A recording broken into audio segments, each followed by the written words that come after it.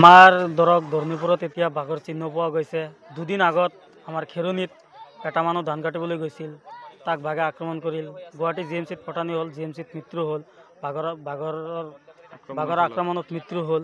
এতিয়া আমাৰ ধৰ্ণীপুৰ এই কোনাকাটা ধৰ্ণীপুৰত বাঘৰ চিহ্ন পোৱা গৈছে। ৰাতিপুৱাৰ পৰা ফৰেষ্টৰক খবৰ দিয়া হ'ল। ফৰেষ্টৰ বিষয়ে আহি বাঘৰ চিহ্নটো বাঘৰে বুলি চিনাক্ত কৰিলে। বাঘ ইয়াত আছে, খাটাং কৈছে নেকি?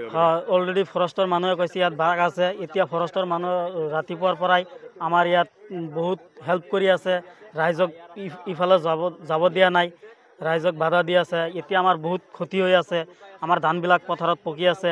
এতিয়া আমি ৰাইজ ধান খেতি কাটিবলৈ যাব পৰা নাই বাঘৰ আতংকত। বাঘো ইয়াত আছে, পথাৰত গ'লে বাঘক আক্ৰমণ কৰি মাৰি পেলাই। এতিয়া আমাৰ এটাই দাবী, ফৰেষ্টৰক আৰু প্ৰশাসনক অতি সোনকালে বাঘটোক ওৰাং ৰাষ্ট্ৰীয় উদ্যানত উভতাই পঠাবৰ কাৰণে আমি কঠোৰভাৱে আহ্বান জনালোঁ। যিয়ে আমাৰ ৰাইজক তাৰমানে অলপ ধানখিনি কাটি ধৰক এটা বছৰৰ আমাৰ জীয়াই থকাৰ যিটো আমাৰ বছৰৰ গোটেই বছৰৰ কষ্টখিনি এতিয়া আমাৰ ধান পথাৰত পকি আছে। যদি ধানটো কাটিব পৰা নাযায়, গোটেই ধানবিলাক পথাৰত নষ্ট হৈ যাব। এটা বাঘৰ কাৰণে আমাৰ বহুত ক্ষতি হৈ আছে। অতি সোনকালে প্ৰশাসনৰ বিষয়ে, ফৰেষ্টৰ বিষয়ে আমাৰ বাঘটো যাতে ওৰাং ৰাষ্ট্ৰীয় উদ্যানলৈ উভতাই পঠায়, এইটো আমাৰ আহ্বান জনালোঁ। এতিয়াতো ৰাইজৰ বহুত ক্ষতি আছে, ৰাস্তা এটা বন্ধ কৰি দিয়া হ'ল। তাৰমানে বাঘটো পথাৰত আছে। এতিয়া ধৰ্ণীপুৰৰ কোনাকাটাৰ পৰা ধৰ্ণীপুৰলৈ যিটো যোৱাৰ ৰাস্তা আৰমাৰীলৈ, সেইটো অলৰেডি ৰাতিপুৱাৰ পৰা প্ৰশাসনে টোটেলি বন্ধ কৰি দিয়া হৈছে। এতিয়া ধৰক আৰমাৰী যাব লগা হ'লে আমাৰ দলগাঁও পিনে চেলমাৰি দি হৈ ঘূৰি যাব লাগে, এইফালে ৰাস্তা বন্ধ কৰি দিছে। আমাৰ বহুত ক্ষতি হৈ আছে। এতিয়াতো আমিও যাব নোৱাৰোঁ, বাঘ আছে, কেনেকৈ যাম? দুদিন আগত এটা মানুহ মৃত্যু হ'ল, আমি কেনেকৈ যাম? আমাৰো জীৱনৰ ভয় আছে। অতি সোনকালে বাঘটোক যেনে উভতাই আবাৰ ওৰাং ৰাষ্ট্ৰীয় উদ্যানলৈ পঠাই দিয়ে, আমাক অলপ সহায় কৰে, সেইটোৱে আমি আহ্বান।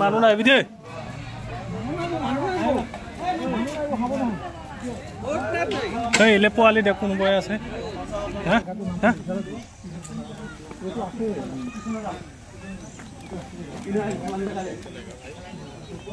ভয় আছে।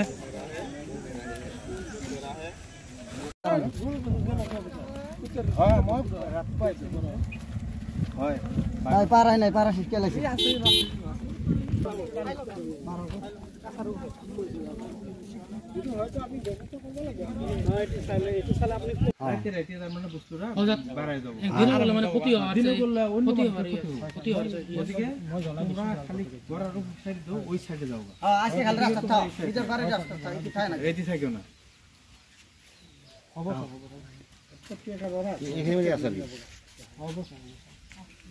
কোনেও গম নাপায় ইমান ডাঙৰ বস্তু এনেকুৱা সৰু ঠাইত থাকে।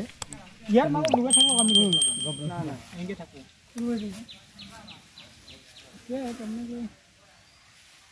কিন্তু থকাটোতো ফাইনেল আছে, কিন্তু সেইকাৰণে সতৰ্ক হৈ থাকোঁ দেই। থাকি আৰু বেছি জমক